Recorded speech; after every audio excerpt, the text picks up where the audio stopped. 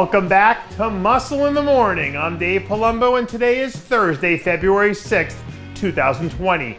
And let's find out what's going on in the world of bodybuilding and fitness.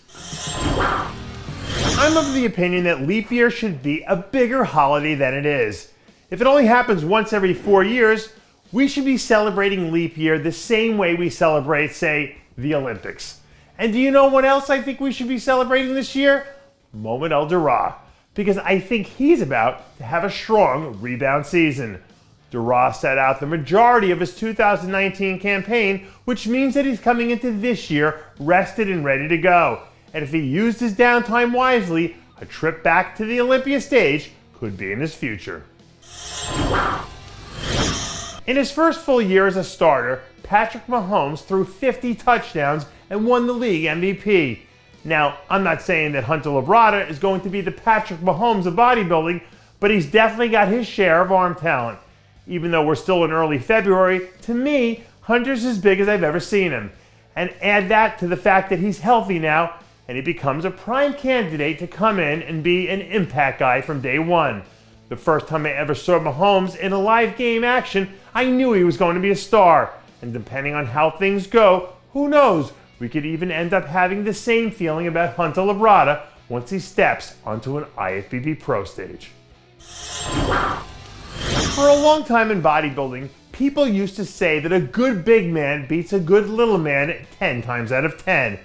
Well, we have all sorts of divisions now, so I don't know how true that is anymore. But I do know this, pound for pound, Morgan Aste's probably the biggest man in bodybuilding. The 6'4", 310-pound Aste is set to make his rookie debut at the Arnold Classic next month.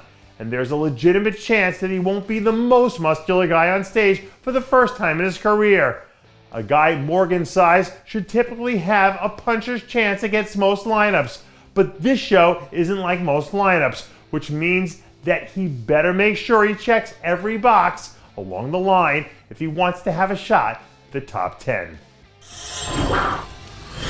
Do you remember the old school WWE Royal Rumbles where there would be someone who would hide under the ring and then sneak in at the last minute to steal the win? Well, what if Nathan Asha could be that guy at the Arnold Classic next month? There have been 10 different men at least having their names tossed around as potential winners, but none of them have ever been Nathan.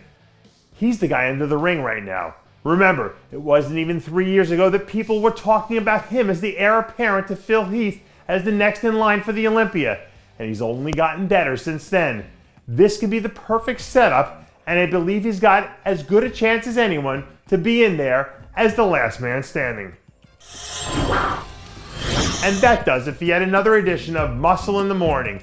I'm Dave Palumbo, reminding you to always be true to your passions, and make sure to follow us on Facebook, Twitter, and Instagram.